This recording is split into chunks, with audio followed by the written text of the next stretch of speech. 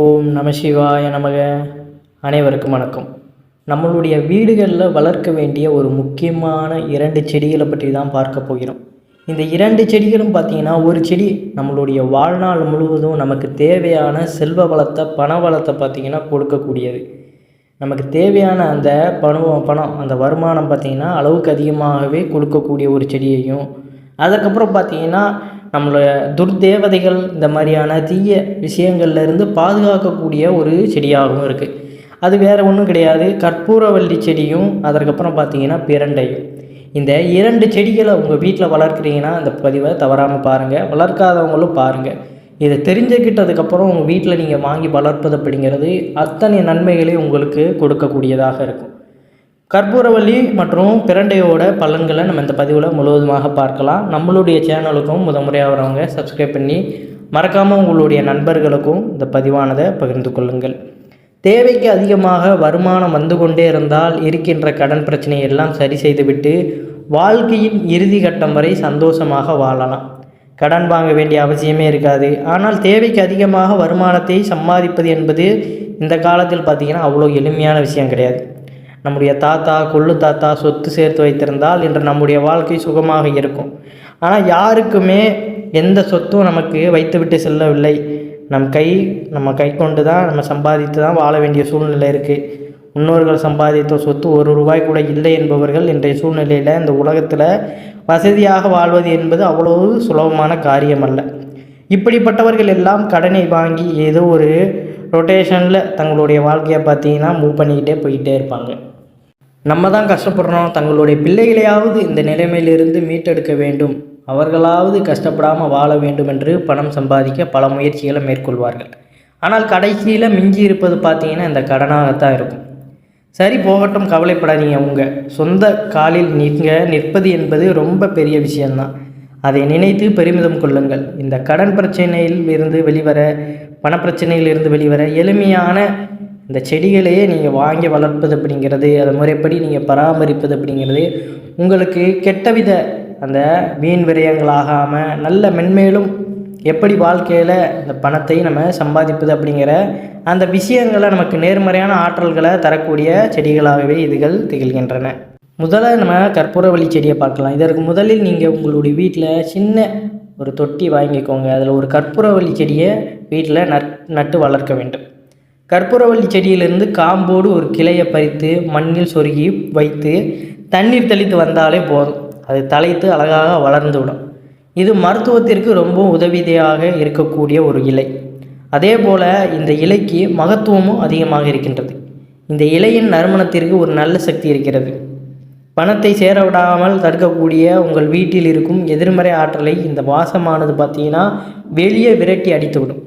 தட்டின் மேல் ஒரு தட்டை எடுத்து ஒரு சின்ன தட்டில் ஒரு சின்ன கற்பூரவள்ளி எடை எடுத்து வைத்து கொள்ளவும். அதன் மேலே பார்த்திங்கன்னா பச்சை கற்பூரம் வைத்து ஏற்றி விடுங்கள். இதை பார்த்திங்கன்னா உங்கள் வீடு முழுவதுமே அந்த புகையானதை, அந்த நெருப்பானது எரிந்து அதிலேருந்து வரும் பார்த்திங்கன்னா அந்த புகையானது வீடு முழுவதுமே பரவ செய்யணும். உங்கள் வீட்டில் எந்தெந்த மூலையில் எதிர்வினைகள் இருந்தாலும், நீங்கள் செய்யக்கூடிய விஷயங்களில் தடைபாடுகள் ஏற்பட செய்தாலும் அது எல்லாமே உங்கள் வீட்டிலேருந்து வெளியேற்றக்கூடிய ஒரு நல்ல ஆற்றல் மிகுந்த ஒரு இலையாகவே இது கருதப்படுகிறது. பிறகு கையில் இருக்கும் தட்டை கீழே வைத்துவிட்டு அந்த கற்பூரத்தின் முன்பு நீங்கள் அமர்ந்து கடன் சுமை தீர வேண்டும் என்றும் வருமானம் பெருக வேண்டும் என்றும் பிரார்த்தனை செய்து கொள்ளுங்கள். அதற்கப்புறம் உங்களுடைய முயற்சிகளில் நீங்கள் இறங்கும் பொழுது அதில் எந்த விதமான தடைகளும் ஏற்படாது. நல்ல நிலையில் அந்த அதிர்ஷ்டங்கள் உங்களுக்கு பார்த்திங்கன்னா கை கொடுக்கும் அப்படிங்கிறதான் நிதர்சனமான உண்மை. வருமானம் பெருக வேண்டும் என்று பிரார்த்தனை செய்து கொள்ளுங்கள். தினமும் காலையில் எழுந்து இந்த கற்பூர ஆராதனையை விட்டு வீடு முழுவதுமே நீங்கள் காண்பித்து விட்டு அந்த கற்பூரத்தின் முன்பு அமர்ந்து கடன் தீர வேண்டும் என்று வேண்டுதல் வைத்தால் உங்களுடைய கடன் சுமை பார்த்திங்கன்னா படிப்படியாக குறையும் அப்படிங்கிறது தான். தினமும் நீங்கள் உங்கள் வீட்டில் நட்டு வைத்திருக்கும் அந்த செடிக்கு தண்ணீர் ஊற்றும் பொழுது 2 நிமிடம் உங்கள் கடன் சுமை அந்த செடியிடம் சொல்லி தண்ணீரை ஊற்றுங்கள். செடிக்கு இயற்கையாகவே பார்த்திங்கன்னா நம்ம பேசக்கூடிய விஷயத்தை கேட்கக்கூடிய சக்தி இருக்குது. நீங்கள் பேச பேச அந்த செடி வளர வளர உங்கள் வீட்டில் செல்வ செழிப்பும் அதிகரிக்கும் அப்படிங்கிறது தான் நிதர்சனமான உண்மை. கடன் சுமையும் படிப்படியாக குறைவதை நீங்கள் கட்கூடாக பார்க்கலாம். உங்கள் வீட்டில் எந்த இடத்துல பார்த்தீங்கன்னா நீங்கள் மாடியில் வச்சுருந்தாலும் சரி, மாடியில் கூட நீங்கள் இந்த கற்பூரவள்ளி செடியை வளர்ப்பது அப்படிங்கிறது ரொம்ப ஒரு விசேஷமானது. நல்ல பலனை கொடுக்கக்கூடிய ஒரு ஆற்றல் மிகுந்த செடியாகவே பார்த்திங்கன்னா இந்த கற்பூரவள்ளி இருக்கின்றது. அனைவருடைய வீட்டிலையுமே இந்த செடியை வாங்கி வளருங்க, நல்ல பலன் கிடைக்கும் அப்படிங்கிறதான் நிதர்சனமான உண்மை. அதற்கப்புறம் பார்த்திங்கன்னா பிரண்டை.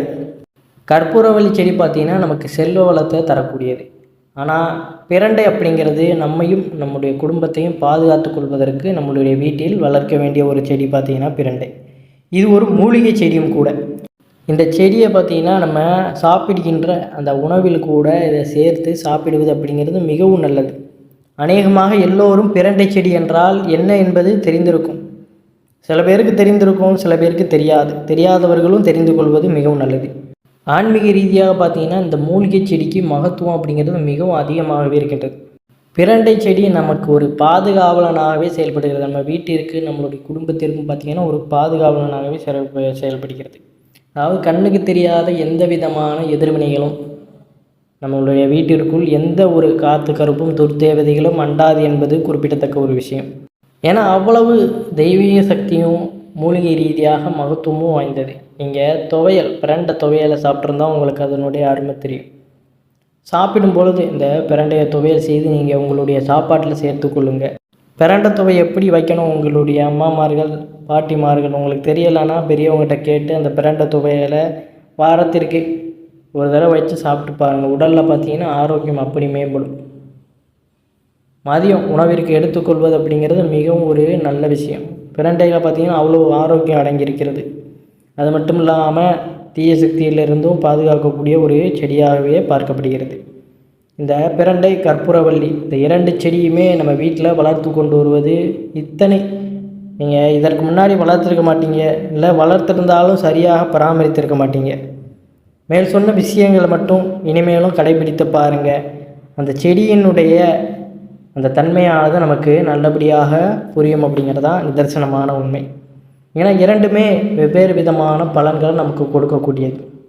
எல்லோருடைய வீட்லேயுமே பார்த்திங்கன்னா மாடியில் இந்த மாதிரியான நல்ல நல்ல செடிகளை வாங்கி வளர்ப்பது அப்படிங்கிறது அத்தனை நன்மைகளை நமக்கு கொடுக்கக்கூடியதாக இருக்கும். சில வீட்டு மாடியெல்லாம் பார்த்திங்கன்னா அவ்வளவு அந்த செடி கொடியெல்லாம் நிறைந்து பச்சை பசேல்னு அடர்த்தியாக இருக்கும். அது அவர்கள் வீட்டிற்கள் பார்த்திங்கன்னா அவ்வளோ பக்கபலமாக இருக்கும், நல்ல பலன்களை கொடுத்து கொண்டே இருக்கும். அத்தனை நன்மைகளை கொடுக்கக்கூடிய ஒரு விஷயம். பல உயிர்கள் அந்த இடத்துல வந்து சாப்பிட்டு போகும். அந்த இடத்துல வந்து ஏதாவது இறையை சாப்பிட்டுட்டு இல்லை அதில் உள்ள ஏதாவது பழத்தை சாப்பிட்டுட்டு அங்கேருந்து போகும்.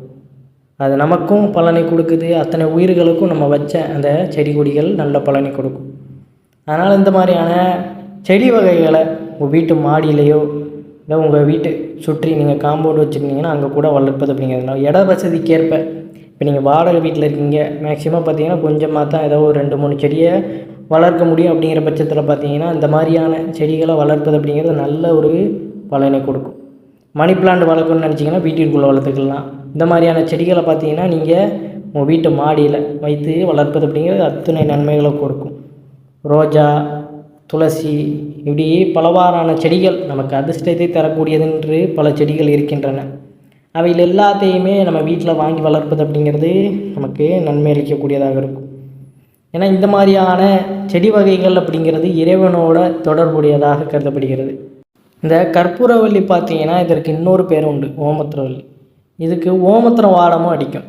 இதனாலேயே பார்த்திங்கன்னா விஷ ஜந்துக்கள் எதுவுமே இந்த செடி பக்கம் வராது, நம்மளுடைய வீட்டிற்குள்ளும் வருவதற்கு இது அனுமதிக்காது.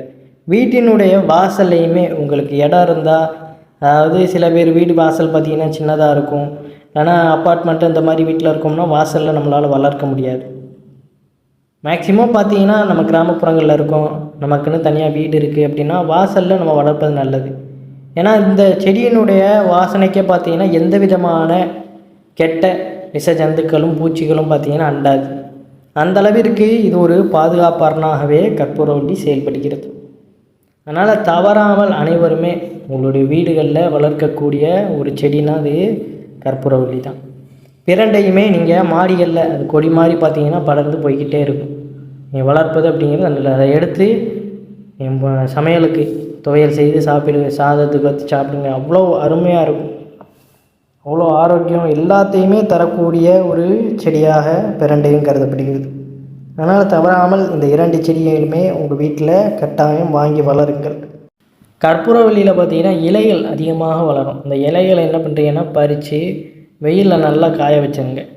காய வச்சதுக்கப்புறம் அதை நல்லா நொறுங்குற ஷேப்பில் பார்த்திங்கன்னா அப்படியே காஞ்சி போயிருக்கும். அதை நல்லா அதை நொறுக்கி இந்த மாதிரி பொடி மாதிரி நல்லா இது பண்ணி நம்ம இதில் கொத்தையாக அதை வச்சு பார்த்திங்கன்னா சாம்பிராணி தூபம் போடும் பொழுது இந்த காஞ்ச இலைகளை தூக்கி நம்ம சாம்பிராணியில் போட்டு அந்த புகையை வீடு முழுவதும் மணக்க செய்வது நல்ல ஒரு வைப்ரேஷன் நமக்கு கொடுக்கும். வீட்டில் எந்த விதமான எதிர்வினைகளுமே இருக்க விடாது. எல்லாத்தையுமே நிலைவாசல் வழியாக விரட்டி அடித்து விடும். எங்கேருந்து வந்ததுன்னே தெரியாத அளவிற்கு அது ஓடிவிடும். அந்த அளவிற்கு ஒரு குட் வைப்ரேஷனை நம்ம வீட்டிற்குள் ஏற்படுத்தக்கூடிய ஒரு செடியாகவே இது கருதப்படுகிறது. கட்டாயம் இதை செய்து பாருங்கள். வீட்டிற்குள்ளே பார்த்தீங்கன்னா நீங்கள் கற்பூரவள்ளி செடி வளர்க்குறீங்கன்னா அதனுடைய இலையை பறித்து காய வச்சு இதை செய்து பாருங்கள்.